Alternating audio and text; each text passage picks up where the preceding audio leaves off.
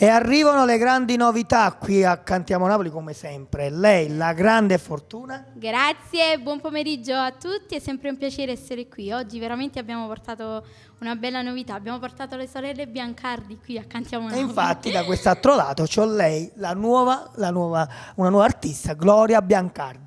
Grazie. Ok, quindi le sorelle Biancardi qui, papà sarà contentissimo. Vabbè, sicuramente, anche se comunque già avere un artista in casa è pesante, però comunque i sacrifici vanno sicuramente ricompensati con il tempo. Perché insieme, dai?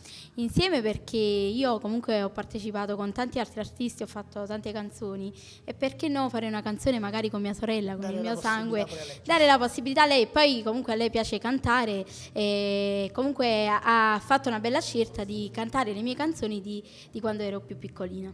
Qual è il brano che facciamo ascoltare stasera? Messissora.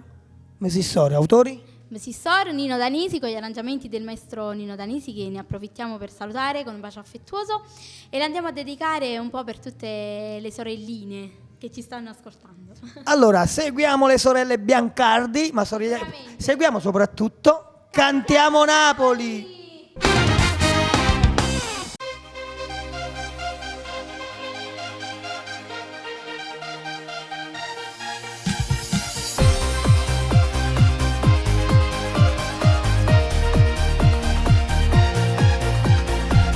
Stasera torna a casa chiagnenna, ma che è successo? Parla che ti sente.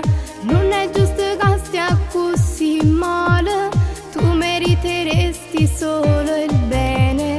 Mi sbatto cuore quando mi sta vicino, è un grande amore, cerca di capire, pure se sbagli sempre perdona, perché senza lui non ci sa ci sta.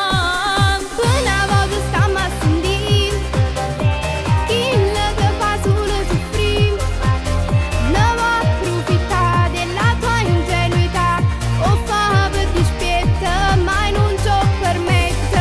Faccio come mi dici tu, è sempre nei pensieri miei, ti sto a sentire perché sia vita mia e poi mi va bene, perché mi si sono.